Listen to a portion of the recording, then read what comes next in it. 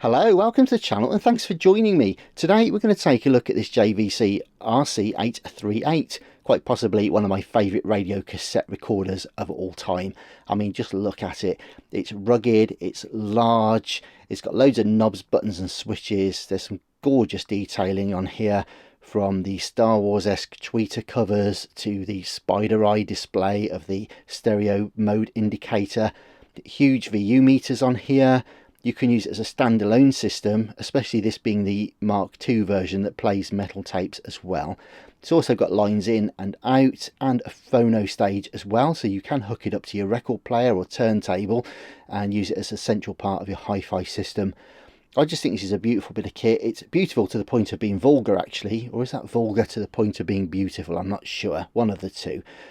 Anyway, I've featured one of these on the channel before, so I won't go into a massive detail about it all today, so do check out my previous video on one of these. But one of the curses of working on these machines, refurbishing boomboxes, games, Walkmans, 8-track players, etc. for a living, is that you also end up collecting a bunch of stuff as well. And I've got about 4 838s at the moment, and so I'm going to refurbish this one for sale. And it does work, actually. It needs a deep clean and a polish. And it's got the usual problem that a lot of the original RCs have, which is the stuck eject door. So that needs fixing internally. When I say fixing, it's not broken per se, it's a lubrication issue, so that needs to be sorted. And everything really works on it. I've never actually played it properly though, so the heads are dirty. I'm going to give it new belts, completely go through it, give it a proper deep clean and a service, just like everything that I put up for sale. But this one does have a particular quirk, and that's why I wanted to share this one with you today. And that's that the actual power supply does not work on this. So let me just demonstrate that now for you.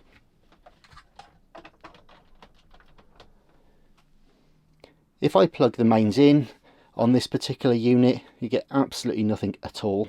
No signs of life. It doesn't ignite, as it were, with any radio or tape or anything like that at all.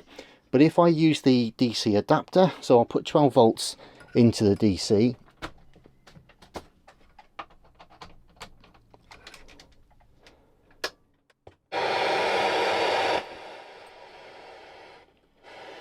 and you can hear that that comes on.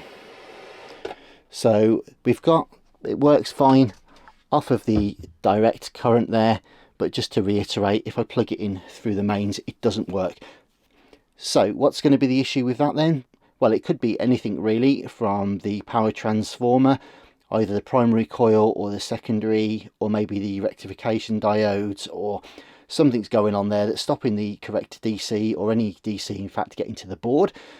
So I thought we'd just take a quick look at it, see if we can see anything obvious, look into what the problem is, get it fixed.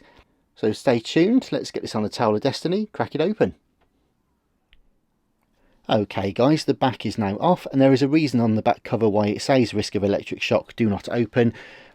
Nasty high voltages inside these machines. This is for information only. Don't try this at home. Risk of electric shock or worse. All that yada yada yada caveats done. Right, okay, so with that being said, let's move on to what the potential issues could be with this particular machine then. So radio cassette players such as this require a small amount of voltage running in one direction, i.e. 5 volts, 6 volts, 10 volts, 12 volts, whatever it may be, DC, i.e. direct current, just like a battery. The only problem with that, of course, is the energy coming in from the wall is alternating current, i.e. runs in alternate directions, hence the name, and it's at a much higher voltage. So we need to do two things really. One is to step the voltage down from the wall voltage to the voltage that we need actually on the machine, and two is to change it from back and forth current to single direction. And what we've got here then is a transformer which does just that. It transforms the high voltage that's coming in to a lower voltage.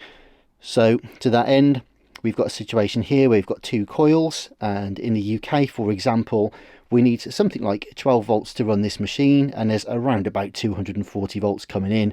So for every turn on a primary winding, just in here from the wall, there'll be 1/20th number of turns on the secondary winding inside. That steps the voltage down or transforms it from 230-ish to the 12 volts ish that we need. Furthermore though, it's still at that stage alternating current, so we need to put a bridge rectifier in there, which is what these two diodes are for, and essentially they will take the electrical waves coming in essentially and convert them all into positive, i.e. only going in one direction. That's okay, but the voltage can be quite lumpy therefore, so we need some capacitors to help smooth that out. Depending on how I feel a bit later, I might be able to drag out the schematic for this and just show you that in a bit more detail. But essentially what we're doing is taking the big voltage coming in alternating current, stepping it down to a lower voltage alternating current, rectifying it into a direct current, which can then go out to supply the board as if it were just a big battery. That's what we're looking to do. For whatever reason though, there is a problem in that. So what we'll do is go through this systematically and try and find out where that problem is. But as I say, the DC input from the adapter actually does work. So all the stuff from kind of this end through to the board is okay. So we've got a problem with the transformer, or indeed the rectification stage or something like that, because we've got nothing at all coming through from what we can tell when we power it on. Incidentally, the reason there are so many cables coming out of the transformer, we've got red, white and blue here, orange and black here, and then a couple of small red ones, is that we've got a voltage selector switch on the side to enable this to be run in different countries. And what that essentially does is taps into the different amount of coils in the primary winding to allow the right amount of incoming current, and then the two little red ones are your secondary winding, which are the ones that are stepped down ready to be rectified to be used in the machine. Clear as mud, probably. In any event, let's get on and see if we can diagnose it. So I thought we'd take a quick look at the power supply. So I've just picked up this 838 schematic to look at now, and we'll zoom into the power section as were, and we'll just have a quick talk around it real quick. So basically the power comes in from the wall here and goes through the voltage selector switch. So whenever you see that switch, which is on the side of quite a lot of units, they're designed to operate in different regions or different countries, so they may require different voltages. And essentially here's your transformer, here's your primary side, and you've got different windings on here. And whenever you adjust the selector switch for the input voltage, you're basically linking up different taps from the primary transformer there to set the input voltage, because that then induces current in the secondary. But you can see the secondary coil is much smaller, so you only get less voltage in that. And essentially what we've got then is a lower reduced voltage coming through in AC still, and then you've got the fuse just here. So the AC is still no good to us even though the voltage has been reduced. So this is why we put it through this rectification block here, and you'll see you've got 4 diodes in there. Sometimes you've got 4 individual diodes, sometimes you might have a diode block which will be a full bridge rectifier in one IC as it were. And in some items like the JVC RC-656 and here in the 838, you've got pairs of opposing diodes. So the lower voltage AC comes through here, it's rectified into DC, but it's still pretty choppy and lumpy, so you've got your smoothing caps associated with that as well. And out of the other side of that comes your rectified lower voltage DC. Now here's your batteries, here's your input DC jack. We know all this works, so everything this side is okay. We've got an issue somewhere here. So it may be a dry joint somewhere on one of the switches, it could be a broken tap on perhaps the primary or indeed the secondary, might have an issue with the fuse or the fuse holder, one or more of the diodes may have gone, issues with the caps, but that would really just give us a bit more choppy voltage. I don't think we'd lose voltage or lose power because of the caps, so it's more likely to be an issue with the transformer, possibly the diodes. But in any event, we'll go ahead and look at that now. Okay, so I'm having a quick visual inspection of everything here, and all the original cable ties are present and correct. I don't think anybody's been in here before, so nothing's been chopped about. Cables don't look loose or degraded or any issues from that point of view. I'll just check the fuse though while I'm here. We'll do the obvious and easy stuff first. it looks alright. Quick continuity test on it. Yeah, that's okay. And resistance, we should get some resistance, but not very much.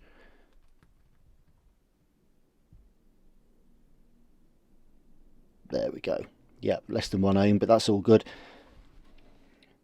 But I've just got to say, looking at it, it's a 1.6 slow blow, which is correct. But this is a 125 volt.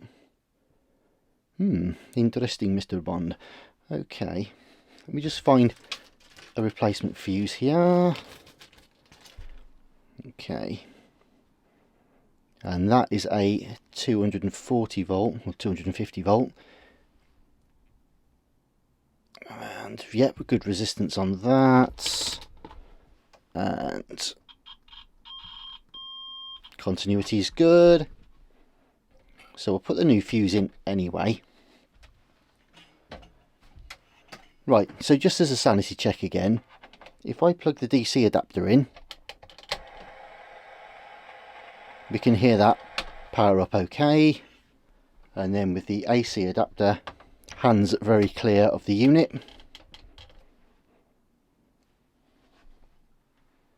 Nothing at all, so it's not that. Time to take a deeper look. Okay, let's get some screws out then.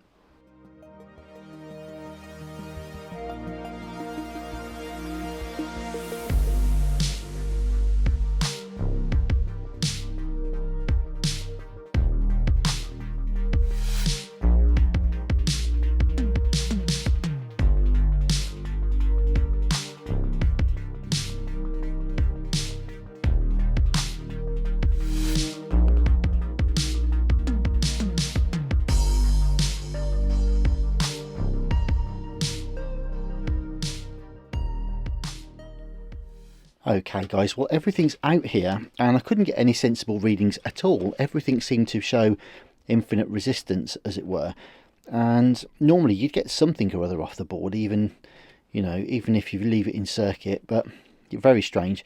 So I've actually taken the liberty now of removing all 5 primary cables, so there's your 2 outside ones and also all your center taps and everything else as well. And I've checked all of these, and would you believe it, they are all showing as basically open. So no matter what I do, I can't get a single reading off of any of these primaries at all, which is a bit weird, because I thought my I actually thought my multimeter had broken or something. So I then went and randomly sort of checked a few resistors on the radio board as it was here in front of me, and as you can see from the readings, I'm getting good readings off the meter, and I even dragged out my cheapo emergency multimeter as well. But yeah, sure enough, it appears like all the primaries on this transformer have absolutely bit the dust. I've also got another 838 in progress over there, so I'm going to pinch the transformer off of that, I think, because there's still quite a lot of work to do on that other one, and it needs power supply work of its own as well. So I think for now I'm just going to pinch the transformer off of that, get it onto here, and then I can worry about the other one at a later date. Now, as for the secondaries, they are a nightmare on this, to be honest.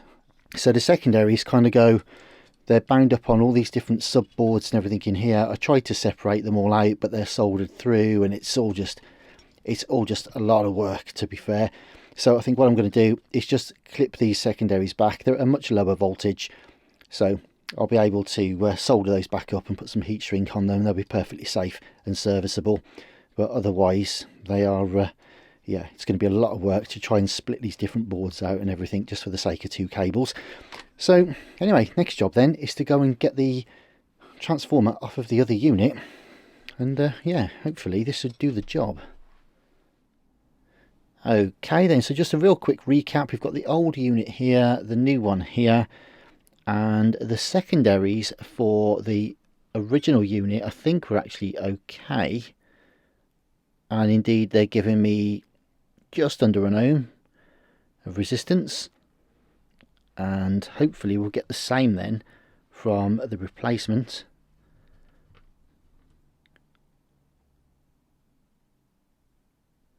Beautiful. But if we now look at the primary side, so this is the old one, and we can see that we've got nothing at all registering on the main outside primaries. We've got nothing at all registering on any of the other windings either. So there's an issue basically somewhere in that big primary winding on that one. So the replacement though, and this is how it should be, so the outside ones here, the orange and black, and we've got ourselves, what's that, 116 ohms, and then the other coil here is the red, white and blue. So here we go then. The thing with the red, white and blue one is the red and white was the outside of the coil, which is giving us 100 ohms, and then the middle one is 82, which means that the white to blue should be about 18. Yep, because that should add up to 100. And the reason that it's not like a 50-50 split on the red, white and blue is because on this particular one you've got, I think it's 120 volts, 220 and 240. So when you're switching the different coils together, it's not an equal split, because obviously 220 is quite close to 240. So that tap is going to be closer to one side than the other. Anyway, all of this means, well, that we know this one is good, which is fantastic. And we know the exact reason why the 838 isn't working, because of a broken winding in the primary transformer. Good. So now all we've got to do is get the thing back together, solder it all up. I've already pre-tinned the secondaries to splice into the original unit, and we'll get it back together again. Okay then guys, so it's all put back together. All of the cables are soldered nicely in. I've soldered and heat shrunk the secondary joints there. All the clamps, all the retainers are back in, resistors in, earthing points are in, everything's tidied back up. I genuinely, fingers crossed, genuinely haven't even tried this yet. Well, first up though, we'll put the DC in. Okay. Good. Well, that worked before anyway, so we haven't gained, but we haven't lost. So that's something. We haven't done any lasting damage. But here's the proof of the pudding. Please come on. And there it is. Beautiful. For the first time, I'll just unplug that again.